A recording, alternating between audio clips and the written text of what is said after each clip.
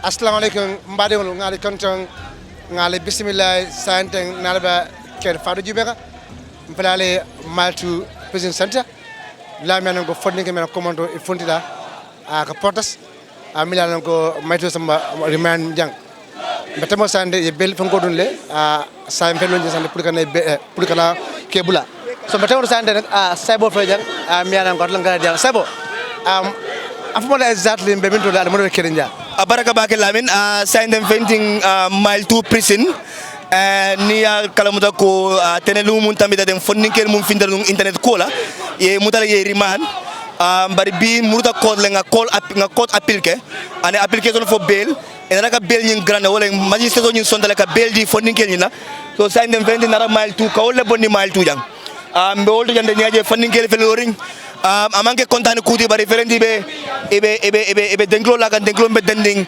protest denglo la sa melori nyam motol fele lota me fonninkel bad no afrika finde me mum fola banku dinglo wolen ko mol mi yalon ko e lata nyin ko la mom yalon ko e lotan tel fe mom yalon ko ye kan kafun tel kan mbay fole ala baraka bake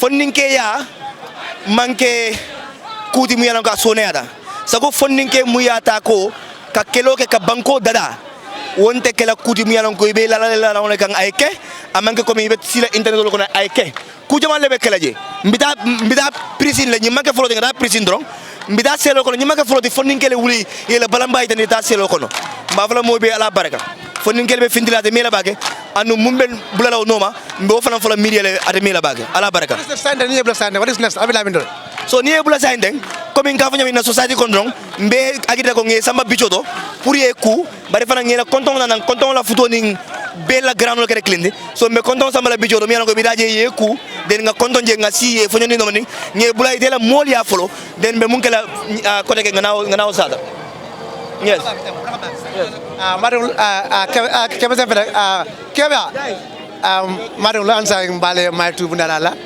so bara ngajo kebe ngaño tembo be do sandeng album matlo bunda dala fonninkel be balanding abi den kula kanko sembo be talati ngaño lum fana so monda juno amin kala monde keme sem balanda afonye keme sem ngolum ngeje isangata e ko bay fos bi dakki du bodo mu nekata mo jama understand wolum nekata to nyaale ren ko ka yandande ko nyumo fenne de me alon ko men na nyanto le kele kam manra fenke kam me alon ko ne luwan tan na bali yale nga jantel mo banko dingol le du ne na banko la kitabo ko no luwa e sembo din tella pour nga fenti ni na banko e ku ke me alon ko ne luwa man tanyo la wala ne silo man tanga na kam fa da yandande nga ne ku ya da yandande antel fenti ta wala kam wolo mbe kiti bungodo kiti bungo mu jamala banta balet e ka fayda men public hearing ni ba fula dole so ni bo dula nyinto wo dula nyanda ka open le for public hearing bari mo be nyanda ka lone be même fo ke la tumi moma so paral na men kamunda ko sara lo da bunda data ko mode dunna ngaje kon na right le wodi pour ngana na kidi bon so kon na mol le bije so at least fonse na represent so wen kam fande ka ndande ko kaka sembole wa finka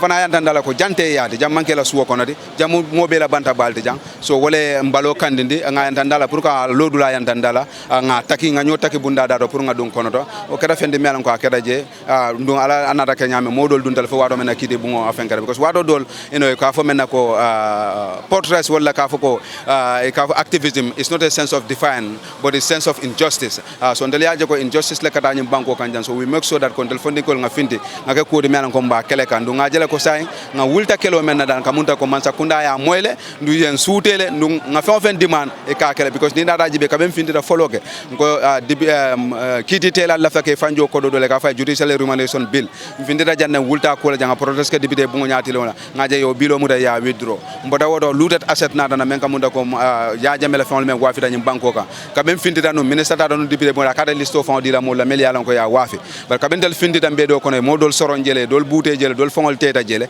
ban na rajale listo findita president findita Gambia be nyaato ay mo adresse ka ndandila ko ate apare dañu ko nyin ka kisi fay fuda dawdo sans parliamentary inquiry le be kere mel ko be ñu ko kisi wo mo galala an Gambia dingol mel yalan ko kafuda gala kan wala symbole wala fero le wodi anila balambaya wala o sabuno mboda je ko daga kunun ko balen mfindita PURA kanjanga ndandila ko ye dabula GSM company wala ño saboto ka ndandil jumala ka credit ko sone ari ngo wafi ite le dabula je ko hani yo stop ye credit ko wafi dala mel ko gambenol ta afford la no mfindita nga ndani mo fennade mel ko manya naka kenyum banko kan am findita protesta wala telefula rek sabanja president commission establish ako nyanda ka PURA fana kezikize oda ka munta ko man sakunda be la moy kan na kumola yalon ko del manta chakane kula ja del nata sobe yalla ndu yalon ko nga fe ma sobe yalla ba ko maje ko nyin sobe ati je nun tombe ta kala so ka yandandi la ko galabil continue to trend ku jamal la bije because nga 90 days so samba be tambila kar kilin tata folo mbe kar fula nyaw bayndi kan sabanja rek na 90 days so fana be elapse la o fana nga petitionol mel yalon ko na last protest ngi pass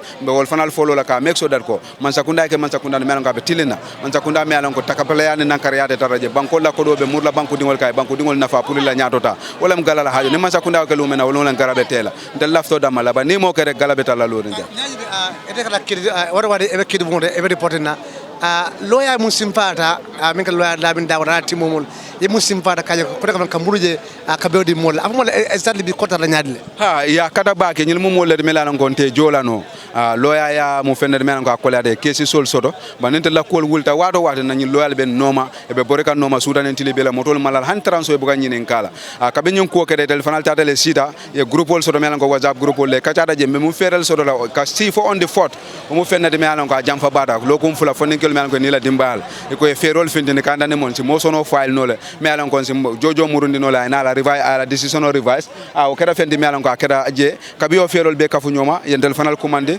anni ka jadan ko mo fere kendelti ndara je nga kaytol sign bo mo kilin si soto melan ko be bola galato yala dana rabo galato yala je ndara je nga kayto sign kandane kuma kan melan ko be ba kala nyi affaire de victoire son tala na kuma kan wala nyite pour yeta ya file etata yo fe mo da ya file député bon kono a bi afele la result so findina na fondinkel sign montoro wadi danta rek e be findila na be kala moldi mele alon ko anni be sela suwol kono ni be da nyola be sela family lia sa etata rajam fo kari kuto men kana til nano nyi kayndane mo lo yalla katawol lete mo lo yalla londo lete mo lo yalla fero lete o don tel me jorawol so ban sa fo lamin jeeda be kada fo lamin junkun jobade fo kada fo kadija do ke jallo aka ko fada fo isuso kada fo all the lawyers mele alon ko they all participated in this thing bindi nyol be nte be to fo na loyal siada nene cham nyolu ite banna other people mele alon ko lamin ls camara nyol hani mantra janto kada fo mr njay nyole be tubab du nyaaw telephone ben ni tema they are concerned about the Gambian people bavla loyal la baraka baake mal joran soto bar ka yantanda na be den da Gambia men mbole kele kan tel pare da pour kata la kasola adal fana si pare pour ka lo nya kiti bungoto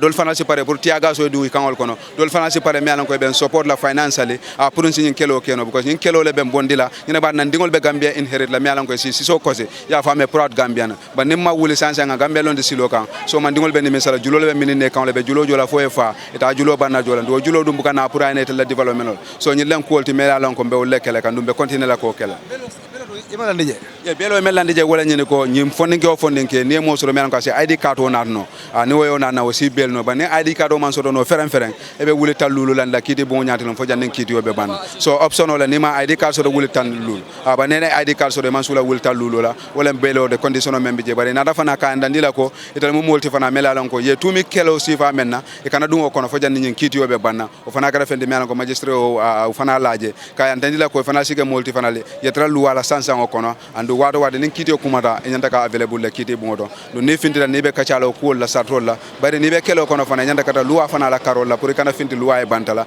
amba mexo le kana finti luwa e bantala del fana be continuer la be kelo men kala ngoko abaraka bakala Gambia be ko in dankilo e kala nyaade ngaje wato wati e ka dankilo la e ka moti mi anan ko kabe ngolon prince ko kada maltule yebunda balang e dankilo sifa bela jama ko mangale kam jama ko kam naf people power wala banko dingol ning sembo so where win so ako this my rifle this my gun ako nyina la kela ramati nyina la kidoti this my rifle this my gun this for battle this for war nyindo mun kela dulaldi indom kala rangol nim fata kala dula afana mole ko ngankaro dangol so den kelo nyim be dang mole. This is my rifle, this is my gun, it's for battle, it's for war, and if I die on the battlefield, tell my people I did my best. So it's not originally my song. It's a Marxist song. It's a revolutionary song that we modified because at the end of the day, because I'm a fighter, it's because I'm a Marxist or because I'm a socialist. That is what the end part of the song is. So we modified the song and said because I'm a fighter, because we want to nationalize it to suit the Gambian context or to suit the situation that we are having in hand. So that is the purpose of the song. So. Yeah, others is some Banjul. I thought the money others. Okay, so police all young charge ning eko kufla young charge wala, but we denied. Man charge is all young ta because man dollar ko mo okay. Killing eco because public nuisance. Second, we obstruct police officer from doing their work. I do not know because we do not go more in details. I do not give any statement apart from saying no to the charges. So I asked them to wait for my lawyer, but before our lawyer arises, they grant us bail. So that is how it happens. Yeah. So before I was arrested, I think we saw that in the media, we saw police officers beating me, police officers slapping me, flogging me. I think I have a wound. That is because of the damage caused by the recruits that were beating me. And I remember there is this small recruit telling me that so it sounds a bit funny, but at the end of the day, it was it. We were fighting for the country, and nothing can stop us from that fight. The fight was genuine. The fight was a fight that really should be fought. That is why we are into the fight. Not because of fame, not because of whatsoever, but we are there because we think that injustice everywhere is a threat to justice anywhere. So that is why we show up. That is why we want to also add on our voice to make sure that the people are free. Power to the people.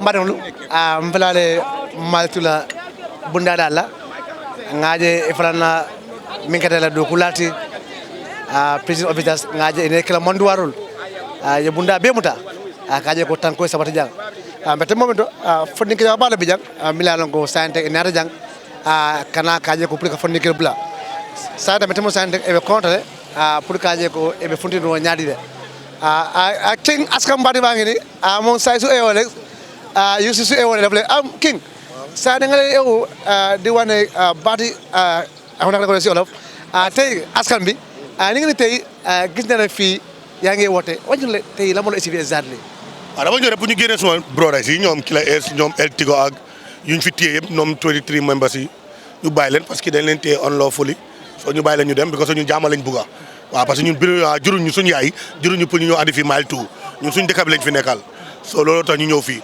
dañoo fi gën a waaru gis ni mile 2 sax dafa mel ni dañ koo sampaat ni di yokka hop ma ne ko kaso bi dañ koo yokka ni booy ñi daal booy ñi naruñ jàppare booy 2026 nañ fi génne ñii booy kaso bu ñoo yokka lii de moom xam naa ni moom xam naa self-vele moom man lañ koo defaral loolu moom leer na ma nañ booy man ni ma sonalee gars yi self-nice vele xam naa man lañ koo defaral le waaw ñaanuñ ko nag waaye comme ok ñaanuñ ko waaye comme ñun dañ dee fàttali suñu dëkk ñun fii any minute mun nañ fee dugg ñu ko prépare te bu maa ñëw sax maa ngi prépare yëpp maa ngi sol ñaari tubéy pour suñu ma téye su tàngee ma ceeñ jël suma oto bi paak ko fu ko rek because of ñun xam nañ anytime mun nañu faa dugal parce que dañ tax pour xeexal réew bi moo tax bu ma gisee ñu yokk a mayel tu jaaxalut ma waaw xam naa na self-vele moom xam naa moom naa ko xool every time suma roma yeah madam still now mbalale maltu la bunara la metemo mendo nakan jibe ker fatu sande metemo do grand berla ale min gada capsti I mean for emilla berlo ko dola metemo sande fele melonya ngaje ifalang e bunda bebuda ni la kala mando alo jeron netia gasol wala kana prison officer bi la bunda sande fodde ngam sande be denglo la ka be dula bemuda kaje ko alena fonde ke bula eta sokono metemo sande belo la jela ida ID card of 5000 yemin sodo so metemo be sande fele mbijanne in this moment ngaje sande be kodo sande nin lo nin police kaje ko exactly be bula no janle so anal bari man lamin fati interview la jang ker fatu jang kaaje fembe be keren jang inshallah kanada live ngaye in any moment sandeng ese blano kaaje kara sokono sande be contre kaaje ko be fundino nyaadi way maltu ni mo bije aslo le bije ay kata ma minna so sande be temo do prince lo be jang ni la loyal sante yislo ta sante ka tama kada konto kaaje ko be blano nyaadi le so be temo do madul nal ben jibe kan do mbele malti la bunala kaaje ko fem be keren jang kaaje ko ni bol bla sandeng what is the next step e bida min tole be munekala metemo sande ko ni fota be konton la ita idan dam badala ye question den fonde ite dimbalia so ele next step bondi inshallah min kada saybodi min kada jamila toya ela kavo toya min kada galati inshallah babe fulale amune da next step si do mbadul ala kala nyina don nal ben jibe kan don pele sandeng kamin so wanda mbade kadi fi majiste kodle sande kabe bero grand e be de galla sande fondinkel be dara sande kada maltu kalo bunda josodo metembo min fando on flam jede e fanam ni kel manduarul ni la jolal ni tiya gasol ka bunda be buta ka ko fala tam ko sabata jang so metembo min sande don se mun don nga fondinkel dole interview ani fondinkel musol mun ko hammoti mi an ko watu wadi e ka funti kaaje ko kako wa kamani so sande obe kenya ngalon kemo fram janale se fude nga kemo fala interview nga fala nga exactly komota nga franjale min ngala kemo fatidi be tamanga si wala kada ko national assembly kadaje ngaje ya fana ares na kunu ye fana mbulale belole sa meton sande fala mbijanne kamin somanda be kayen fi major court min ngala kemo fatidi ana timo do mi anako ye muta so be be jana sande metembo min do in any moment sande is a funtino banda si blano so ande be kondo sande kadol sambaje pour be blano nyaadle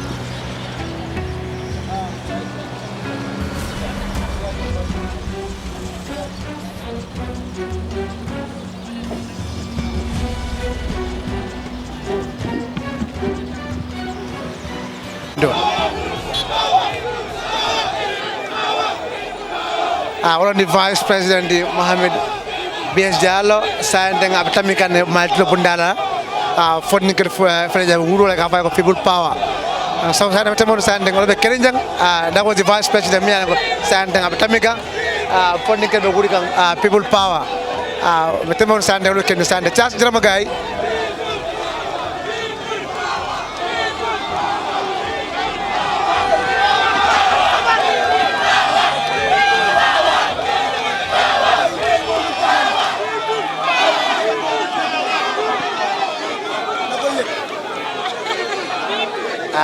sandeng wada kada funding ke mi yaron ko sandeng e be maltu bundala the Vice President Mohamed BS Baji metem moment dum atrabe tamika funding ke bo wula ka people power so sandeng lo kilen sandeng ma fu hidim bar so sandeng lo kilen sandeng metem moment dum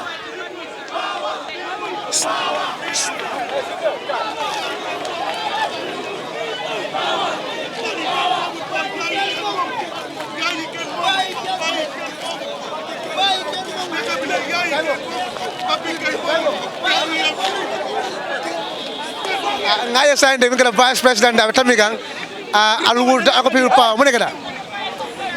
This is an opportunity that the Vice President Wolebe Tamigang, I think the second in command in this country, is an opportunity for young people to continue to chant ke la dissatisfaction is nala maybe some another state house as a phone go atabida mo la jane ane man kontan yena fonni ngel mu da mile 2 jam biri monde man kontan.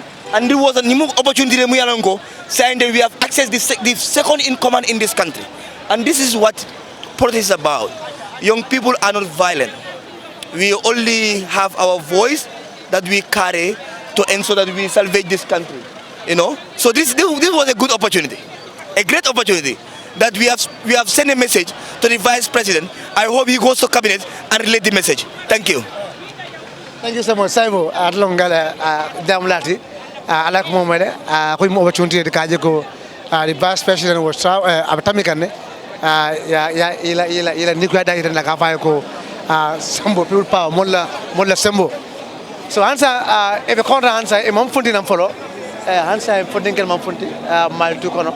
Almost and coming to 1 hour here, Melorin and Kebatu, put a Funding and Kono in Anambanda, Metamon Santi, or the Kerinja.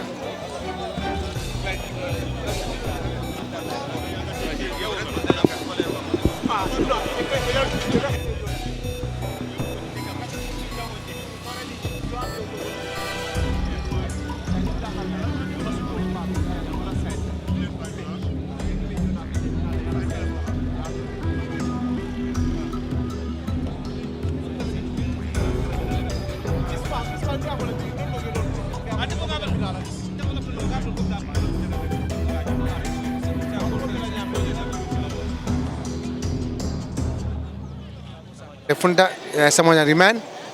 Metamor Sante motor for standby. Any moment, any second is a Fundino Banda. When a Kebula, Kifuni Banda, Kifuni Kondo, Kenan Banda. So Metamor Sanding, Pelale, Silo Temajantat, Maltifon Bundara. If I'm born for the man and go to prison official in the Keramanduarul, Yeda Bunda Bemuta, Metamomito, Santing Agala Modular Mianco, Anila. Motafula mianko vano sanding a fellow Matlo Bundara, standing for emotional for any moment, any second standing is a Funtinole, Canana Banda. But on Baru, I can give it wrong. Funding of a standing, a balanding, Kajeko, Urula, standing, Navan standing, left and Banda, the Urus and Metamomito, all on Funding Kedi.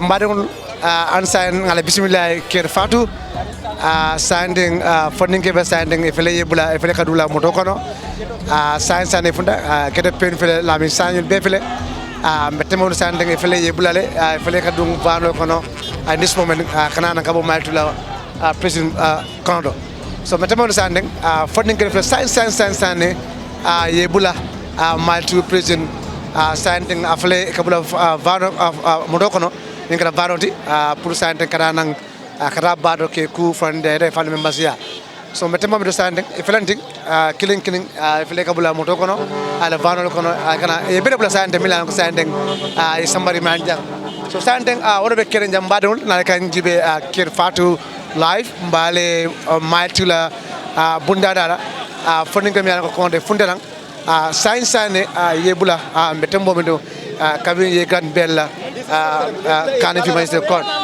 so standing mfendi standing mile tula bundara science and yebula kabula modo kono sande kana pour kada ila molia in this moment standing lo kerenja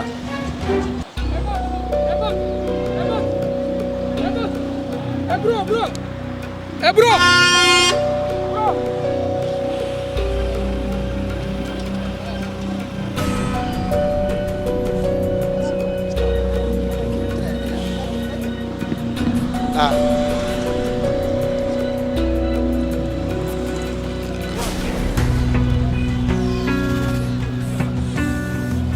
Maru standing kita fokus saja.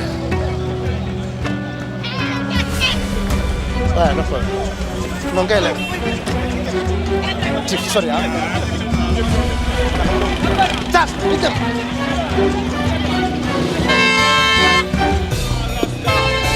Badan.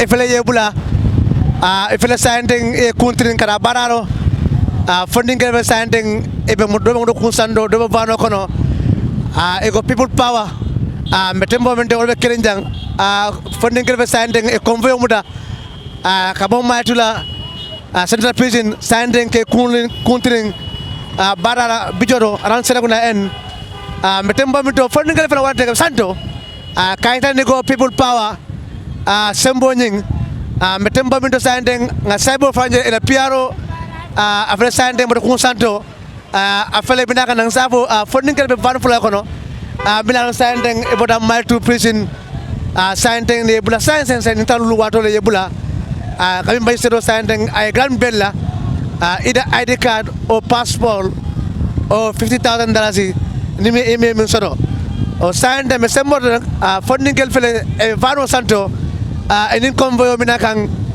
ke kuntiri no westfield ma fo la modol fele e be konno mala e ko people power sante metembo men de kelente nana kan jibe ker fatu fele sante bida kan modol fele e be munin taman kan e convoy mala bijang safo etule no betale moto be challenge den haramdo be challenge mo jamala funta sanden kada matu prison dulato kaje ko be funde ke blano nyaadle kabi somonda molbe kanife na kidibula kajen ko ibe benno nyaadle sa metembo mi sanden e beno sodole moto fele sanden ye kuntilin sanden kada barala kaje ko fonnikel be kura nyaadi nimboto je don min kada diamulade saybo ngara abe diamo do frojale what is the next step metembo be sanden ngol be keri moto fele commune nyaado be enin convoy be dakan a masim malombang a bicycle tilombang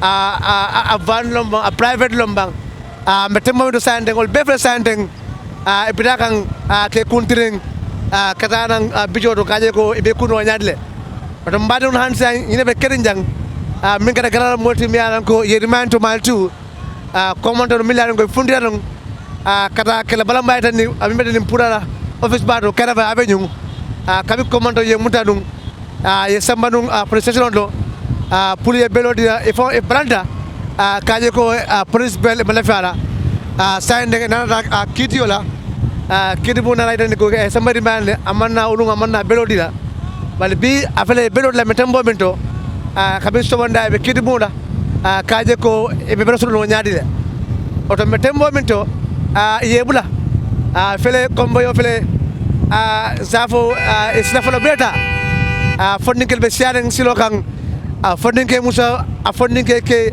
amasimati amadati e be sajar adibitel ngai be min kada mola min ba ngajanne ani mo kan jama ba milan ko santeng e natajang kafuta matula bunara kajo ko be blano nyaadle so betem momento komboyo fele abida country westfield fondinke do fele mo ko santo fondinke mi yalan ko je bula alnyabe mbano min na santeng nyine fele abe munin tamakan mi yalan ko santeng ka country kada westfield rombade on hansay nal benji ba kene nyame te momento e hansay fele ka country tendi bridge kararang kada westfield ngara nyimbara westfield ibida barala kaje ko fonni ko be ko nyaadle so santeng on be kene nal benji be kan mete momento santeng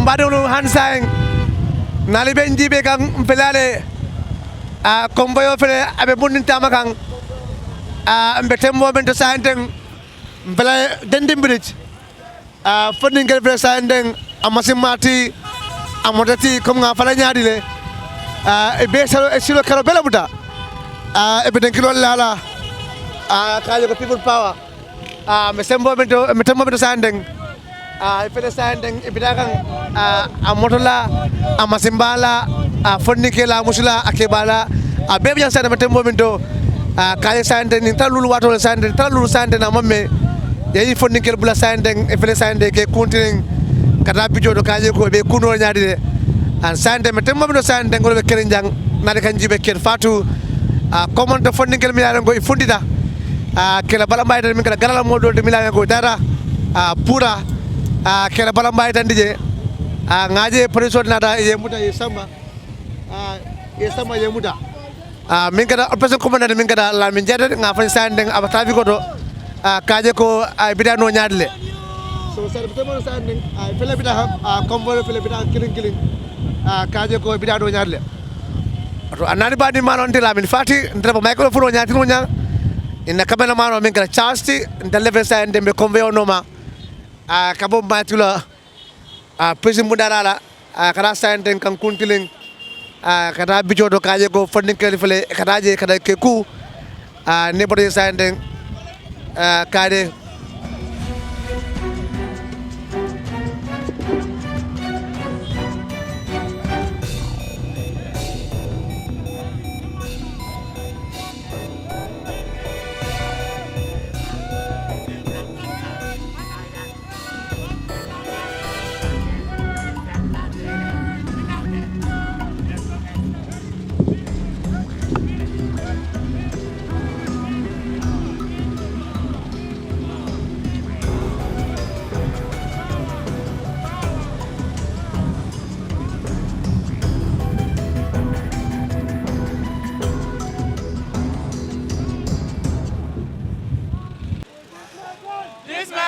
All right, so we have picked the boys now from the Mile 2 prisons, and we are headed to the beach where we're gonna give them their lunch and have a quick discussion before we disperse and then hand it over them to their various families. Like I said before, we're not happy. This is happening, and in the first place, it was not supposed to happen. We are not celebrating their jail sentence. We are celebrating the victory. That one more time the voice of the people in this country have been heard and have been respected. You could see everyone is chanting, and it's a convoy that the young people of this country have felt one more time a win for themselves, and a win for our democracy, and a win for human rights, and a win against corruption, and a win against PURA for the unjustified increase of the data tariff. We are headed out of Banjul now, and we will continue to speak to the media after here. But for now, once again, thank you to everyone that have stood with us, that has stood by us, and that stood for us. It's not a win yet. It's not a win yet. The price floor is why these people were incarcerated illegally, and we are still going to fight for them to rescind that decision. And that is what we are putting out there. We did not come here chanting, going out to protest, people going to jail for nothing. You understand? That price floor of $50 per one gigabyte is not going to happen. Okay. We thank the Gambian youths for their steadfastness, and we are glad and overwhelmed, because if this has to show us anything, it has to show us that we are not alone in the things that we are doing. Because as we initially stated, the police, we do not have a problem with them because they are law enforcement agencies. What we had a problem with is the state capture that is currently happening in this country. And as youths, the onus is on us to liberate this country from the shackles of poverty and these neo-colonialists that are everywhere, like having this state capture and this elite capture that is happening in this country. It is deep. We had and saw what the president said about constituting a committee about this thing.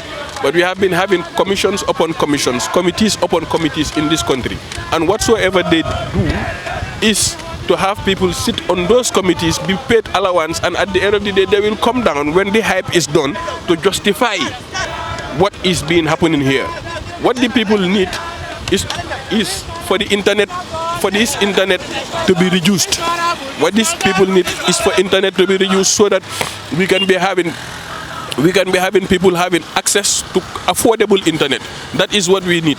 Now we do not say that we do not want this committee, or we want it, or we do not want it. What we are saying is to maintain the former prices that we were having so that they can operate. Because when you look at the PURA Act, when it comes to the PURA Act in section 13, it says that they should protect the interest of the consumers. So that is what they need to stick to, and protect the rights of the consumers as stated in the PURA Act in section 13 of it. And JCCPC already said what is necessary for these people to know, which is the Gambian government. So they should just act on that. These committees and all these committees coming up, we do not need it. What we need is the ground floor of these prices to be like how it was. If someone wants to offer one dollar for 1 gigabyte, they are free to do it. It's a free market. But you can't come and tell us that this is the price, because we have traveled, we have seen everything that is happening in other countries. If you go to countries like Ethiopia, sometimes you can be seeing that people can be having $85 for internet for a whole year, and that is less than $5,000 also.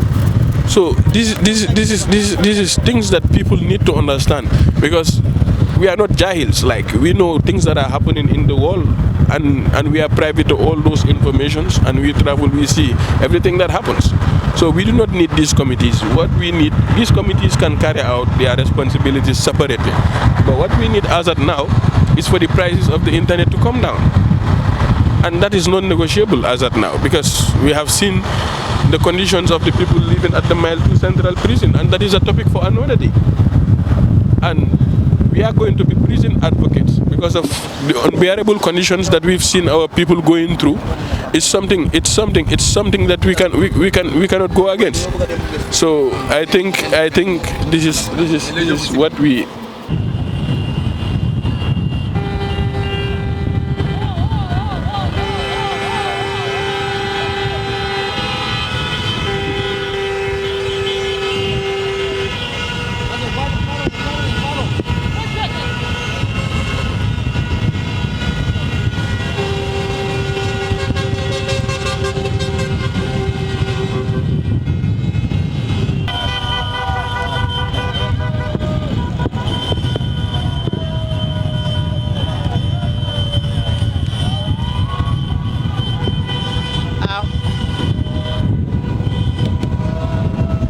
Mbari hansai ngalu bismillah dom belani mbere sanem PURA Westfield mbete momento convoy fele ebe silo kanang zabo silo kalo bela muta ngamotoje sanya den fonikel be siaren milan kamis somanda ebe kiti bungola kabi potoje sanden itaramal tu kada fonikel kamba mbete momento sanden fonikel be sanden mbete momento fere kana sanden ke kunti Westfield mbete momento kenya convoy fele zabo sande fele bano kono kare kunti kada bara la kaje ko be kudo nyande sande nani sande Westfield mo wat samek ma fam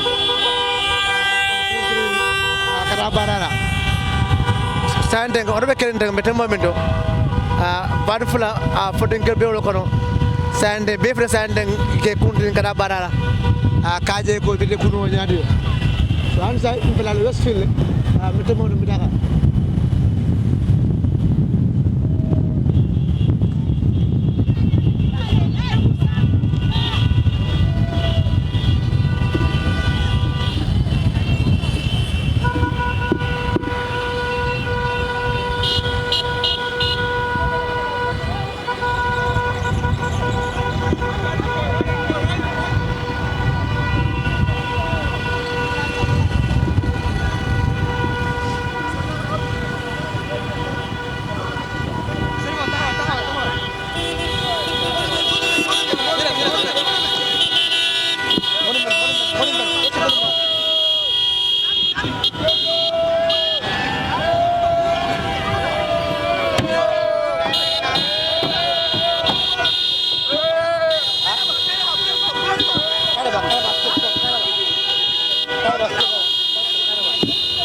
Mbari hansai mbere sande mbra Westfield fade kan kuntirin ka ko kada kere ba ma fo ba piano sande na fo mete momento kombe mbere sande mbra Westfield fade sande ke kuntirin kada kere ba ma fo mbari sande o ke Westfield jak mete momento sande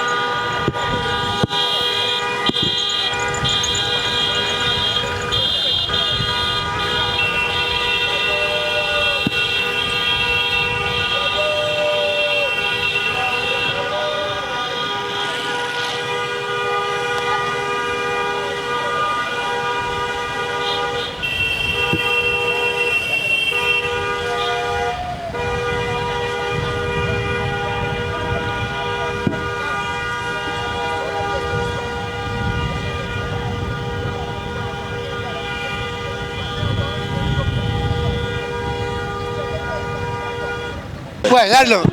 Finally ngadi yar bundu madu sansa ne. Esa bna kono. Alhamdulillah ma la tawdo ma gamé no tindula you know because mantara ke kan fonle mbake nga Gambia be to la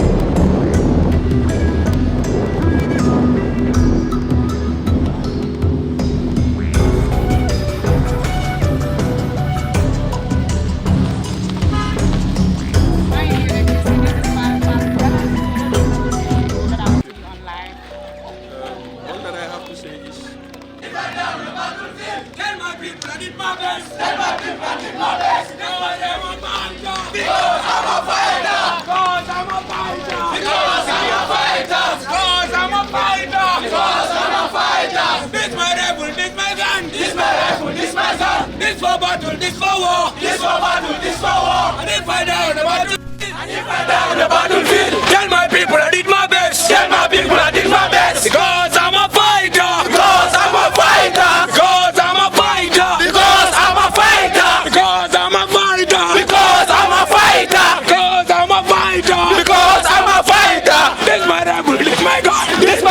this my gun. This for battle, this for war. This for battle, this for war. And if I die on the battlefield, and if I die on the battlefield, tell my people I did my best. Tell my people I did my best. Cause I'm a fighter. Cause I'm a fighter. Cause I'm a fighter. Cause I'm a fighter. Everywhere we go.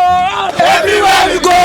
People wanna know. People wanna know who we are. Who we are. So we tell them. So we tell them. We are the Gala youth. We are the Gala youth. Mighty Gala youth. The mighty Gala youth. We are team to Baba youth. We are team to Baba youth. We are team to Baba youth. We are team to Baba youth. The mighty Baba youth. The mighty Baba youth. Everywhere we go. Everywhere we go. People wanna know. People wanna know who we are. Who we are. So we tell them. So we tell them. We are the Gala youth. We are the Gala youth. Mighty Gala youth. The mighty Gala youth. Everywhere we go. Everywhere we go. People wanna know. People wanna know who we are.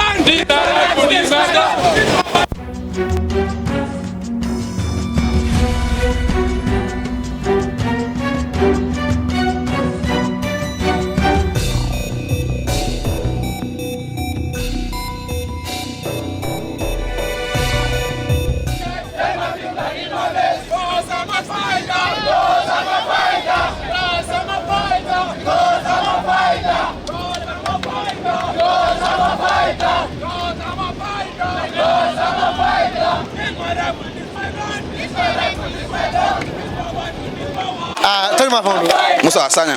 Musa ngaje monde ada kidi mona le amika make sure ada di mile 2 kabra mile 2 ale mile 2 tanyadi But my two, I'm not coming to honestly. It's, the condition is terrible. Government need to do something about it. My two is terrible. They come to go Falisaji Bungo. Well, I'm my two boy. The condition is terrible, to be honest. Yabuki will never carry the what is terrible. I don't government and I do okay. Bakele. You had to do Dila. Kabafra Fangoda Alman Belta. Are you guys supposed to go? I'll be on mile 2. When I'm prepared for it. Because Niaji before Koru from Devon Jelaka. It's normal. You understand? But Alhamdulillah, be Yemol, you know. So Alhamdulillah, but personally, I'm prepared for it. And if you go to the maybe saying, master plus I can do fight. Can food to be to Kebla Bella? I could still continue the fight. Young Pokili will give them that. Not one from Sunya.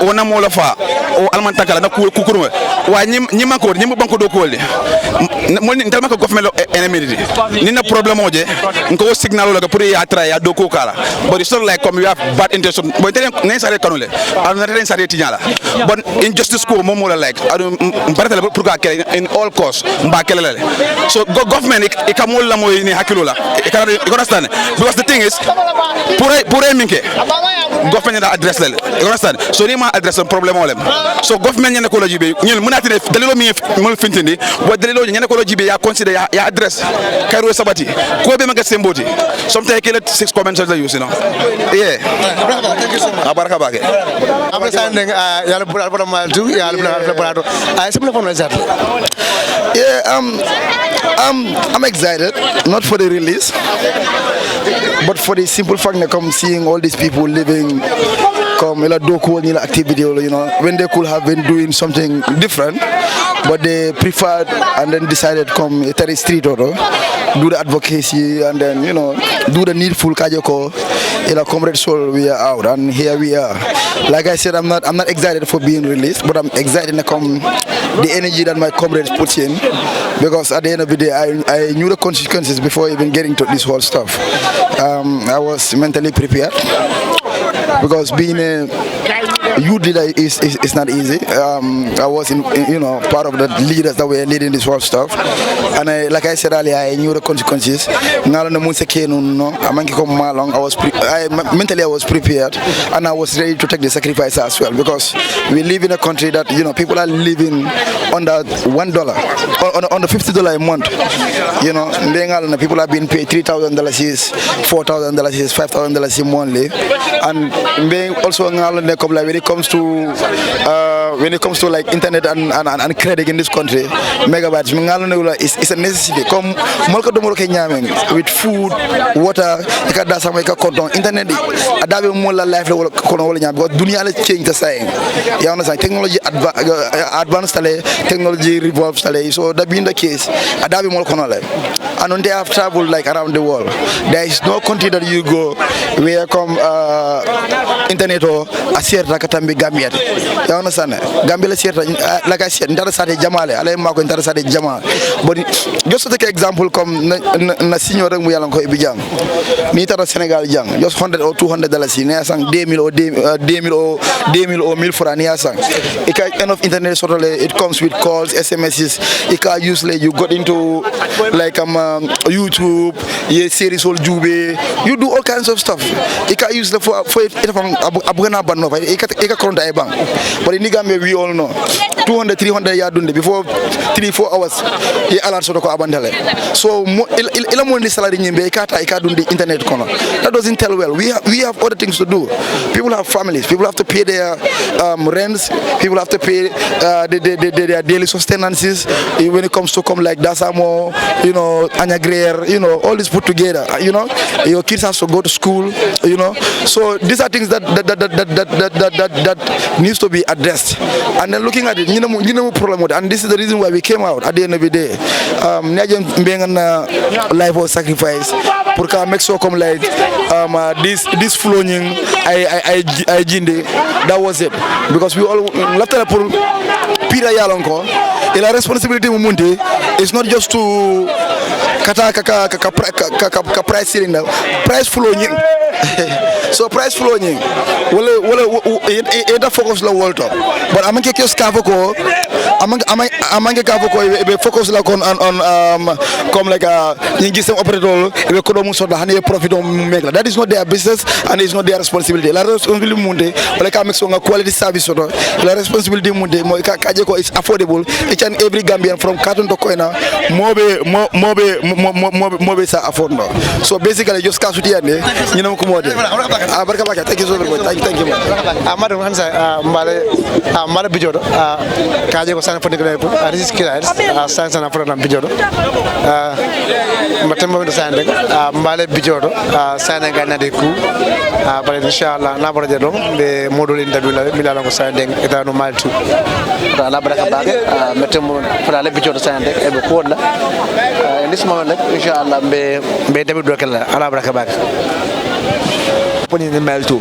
And yeah, what are some of the big up to all the big up to every jailer on the tough concrete in Mile 2. I see you, my brothers for life. They get up in here and come to Malenko here. It was a promise and I will fulfill it, inshallah. Henceforth, my advocacy will focus on prison reforms because Mile 2 is hell on fire, is hell on earth and it's unacceptable. You've seen that trigger you to say that particular place is hell. Horrible things like there is no privacy. Even if you want to go to the toilet, you have to ease yourself right in front of people. Son. Even if you want to do whatsoever, you have to do it right there in front of people, and that's just crazy. It's uncomfortable for you, and it will inconvenience the people out there. So that alone is sickening. Just imagine you wanting to go to the toilet and you are going to pee in front of people. That alone is crazy. It's an infringement to their privacy, and it's just sad. Definitely. But that is just one of the myriad of reasons why I'm just mad about what is happening at Mile 2. Now that you are out and the group will be together to have a meetings, what are some of the discussions that you'll be doing going forward? What are people expecting from Ghana? Yeah, unity is strength, and collective power seriously is what we can use, to even move mountains, because they don't want to see us unite the system. And I'm calling on everybody, not only Gala, Team Gomsa Bopa, Edward Francis Small, every concerned Gambian. We have to come together and unite, because once we are united, whatever we push, whatever we fight for, we will be able to achieve it, inshallah. Yeah, but what's the state of your colleague Ibrahim Keita? Yeah, I think that was a misunderstanding. You understand? It wasn't actually Ibrahim Keita who collapsed at the prison while we were at the prison. I think it was Bakari J. Sanyang. Yeah, it wasn't Ibrahim Keita. Ibrahim Keita is doing good and he's doing well. Yeah. So how is his condition now? Ibrahim Keita? No, Babukar. Babukar. Yeah, they took him to the hospital and later brought him back. I think he's now recuperating fine. He's doing well. But the rumors going that inside the prison there's no medication. Medication inside? Yes, there is no medication inside, but outside the prison, just I can say it's inside. Yeah, they have a medic department. So when you are not feeling well, they first refer you there. Then they test your blood. If you are not feeling good, then they refer you to the Edward Francis Small Hospital. So what are your experiences there for the days you spent there? Terrible, horrible, inhuman, injustice. It's crazy what is happening in Mile 2, seriously. And I said it here and I'm going to say it again. Henceforth, my advocacy is going to focus on prison reform. Because what is happening in Mile 2, boy, I even feel like crying right now, seriously, boy. There are so many reasons, and it's just sad what is happening there, seriously. And we need to fight, and we need to push. And this is a promise that I made, and inshallah, we must make sure that we fulfill this promise. Because just imagine, about 27 people sharing one room. I can say the measurement of the cells is like 3 to 2.5 meters, just imagine. For me, I did not sleep for like 2 days. I just leaned against the wall for like 2 days. You know, others are there. Boy, we are packed like sardines. It's just crazy what is happening there. Definitely, boy. And it's unjust. And we need to stand together and fight and make sure that they reform the situation at Mile 2. Kila, Pula, arrest him. What do you feel, Kila? No, I feel disappointed in this Gambia because this is not the Gambia that we fought for. This is not the Gambia why many people went into exiles. This is not the Gambia why people like Solo Sending died for. So we are very disappointed that the Gambia that we wanted is not the Gambia that is happening as we speak. But nonetheless, we are optimistic. We never give up the fight. We keep on refusing to become and be intimidated because this is nothing. Nelson Mandela was in prison for 30 years for fighting for what's right. I've seen people who took a bullet in the head in Kenya for what they're doing. You understand? So if I get this, it's a blessing. You know, so at the end of the day, my only message to Gambians is thank you so much. It's not us. If you guys were quiet, we would have been in Mile 2 till God knows when. So thank you, Gambia. Thank you to the Gambian media fraternity as well. Because I do believe that media can even change regime. Because information is power. And when we were arrested, the amount of coverage and effort that Gambian media put into this is really commendable. So somebody like me, I will really say on behalf of all of us, because I'm not speaking for myself, because it was 23 of us. Luckily, I'm the one to speak. I'm speaking on behalf of all of them. Thank you so much. Thank you so much, you know, Gambia and the Gambian media. Thank you so much. We never give up. So, Killer, any song related to everything in Gambia. Okay, one more question. You know what I'm saying? Yeah. And then colleagues of yours who are in the music industry. Yeah. Literally, you understand, when this price hits down, they are going to benefit because people are going to stream their songs. All of them are silent about it. What do you have to say about it? Yeah, you know, this is something that I cannot speak for them. But as somebody who uses my art for social change, I would encourage the artists themselves. I'm not going to blame nobody or, you know, violate nobody. But remember, it's the people who made you stars. It's the people that buy your tickets. It's the people that stream your music. And those same people, whenever they need you, you should be there for them.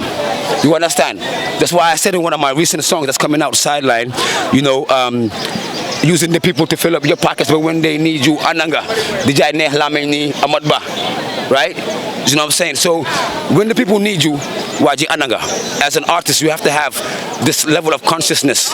I remember one time when there was this NSARS in Nigeria, the video tweeted, people should stop thinking that artists should not speak up during times of difficulty. So if somebody like Davido, who is a multi-millionaire, a platinum international artist, can speak up for his people when his people are brutalized, then my friend, you who is in Gambia, who have not even, filled up a stadium in Casamas, then what should you be doing? Take it back to the people. You can make your nice music, but when the people need you, be in the forefront. Because history will always judge people. It's not about how much tickets you sold, but it's about how you stood up for your people when they really needed you. So I'm just going to advise all Gambian artists, please, when the people need you, be there for them. Because one day you might need them and they won't be there for you. Our advocacy never stops. It's not going to stop. For sure. When we talk about the price floor, right now, today, they have up to the end of play today to drop this price floor. They have to drop it.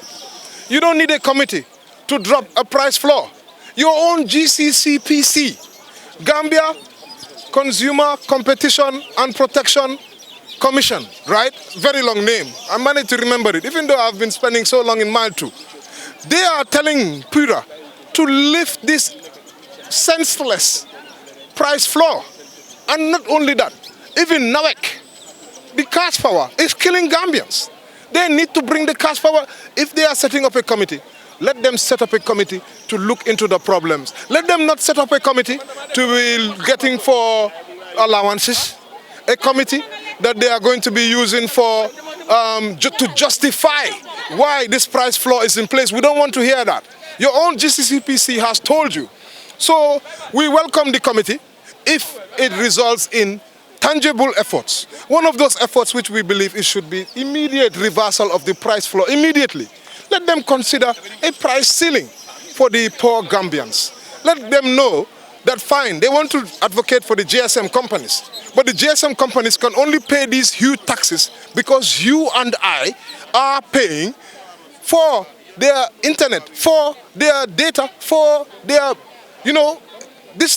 just paying for everything, credit, everything that we are paying for on these GSM companies is what the GSM companies use to pay taxes. So let them remember, they must deal with us. And how can they deal with us? Deal with us fairly. Remove the price floor and then come to terms. Don't set up these committees for allowances and then nothing comes out of it. My final question to you will be, a lot of people are saying in the comment section you made of post saying that Flex is part of the journalist. They are saying that you could have continued on being a journalist, provide a good idea, instead of removing your voice as a journalist to go as a normal citizen. What do you have to say?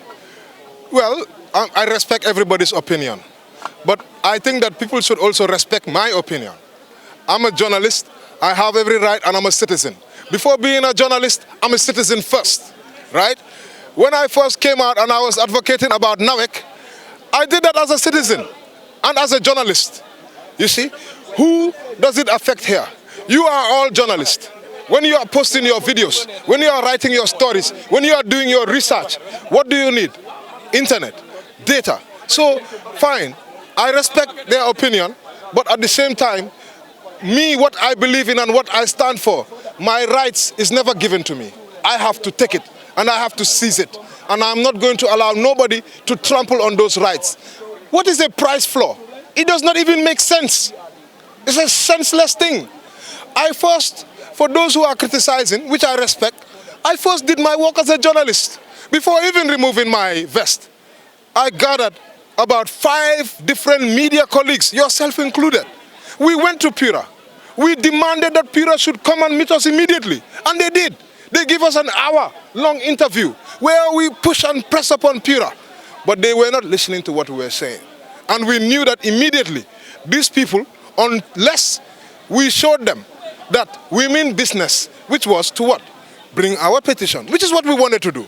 And according to section 25 of our constitution, subsection 1F, every citizen has the right to petition the executive. And this is what I did. And I'm grateful. With criticism, you can only improve. And I accept every criticism, but I also will never accept to surrender my rights. Yes. I was saying last question, but then you got to talk about the Constitution. Yes. Before your arrest, yes, we see you reading the Constitution to the police. Yes. Immediately after finishing that, less than 15 seconds, they order you to arrest. Yes. Were you shocked seeing that? Or how surprised were you? I was more surprised because we actually had a conversation with the security before around the protest started. and it seemed like everything would be going on smoothly. They would allow us, because we did not actually have a big number of people. We had a relatively small number. It seemed like the higher rank that was there, I don't want to call security officers, actually wanted to allow us to go ahead. And if you look at the PURA parking lot, they had vacated that place. They are normally, PURA parking lot is full of expensive cars. This is where your monies are going. This is where our taxpayers' monies is going. But that day, because they knew that we were coming, they vacated there. And to be fair to PURA, me, I'm going to be fair to everybody. I'm going to be fair to PURA even. They do listen to us. I think the police shouldn't have got involved in that matter at all. Now, what should have just happened was just to allow us, as we had discussed with them, for us to deliver our petition, read it out, get people to sign, because PURA always kept saying, and you are there as journalists, some of you, they said that people are not complaining. So what do we have to do? Bring out the complaints, which is what we were there for. We wanted to read out the petition, get people to sign, and then we can hand it over to PURA.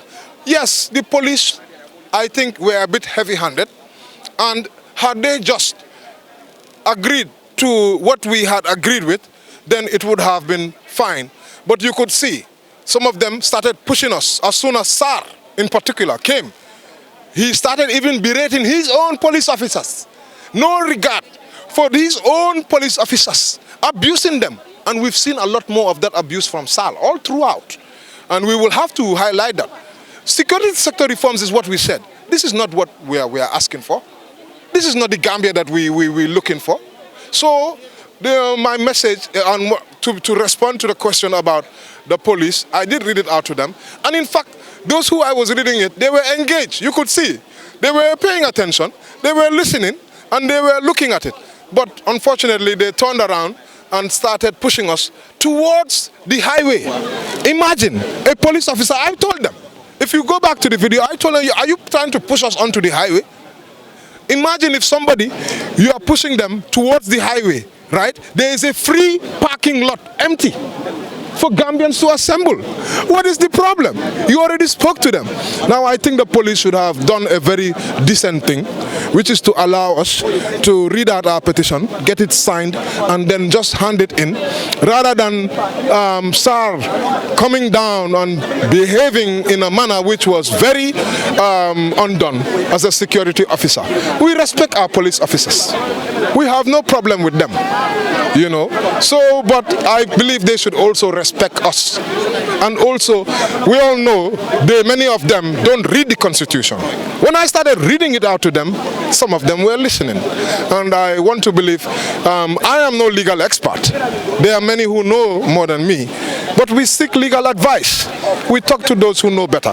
And we want them to also consult their legal unit and act within the limits of the law.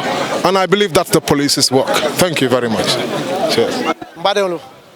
Ngali betantu ngali tentu ngali jay milarango ale watota kabo maltu president center maltu la president bundara kata ko bi bicoto jang tulo mi ale fonni kebula kanana ke kuna barado ali beldia mom moy ko maltu la condition daming is very bad mo jama bi mi alango e ko to mulo ko mabe to mulo ko sama oto ngali betantu ngali jay ala man tan kata kata ala man tan kata kata ala badi man lamin fati ala baraka baka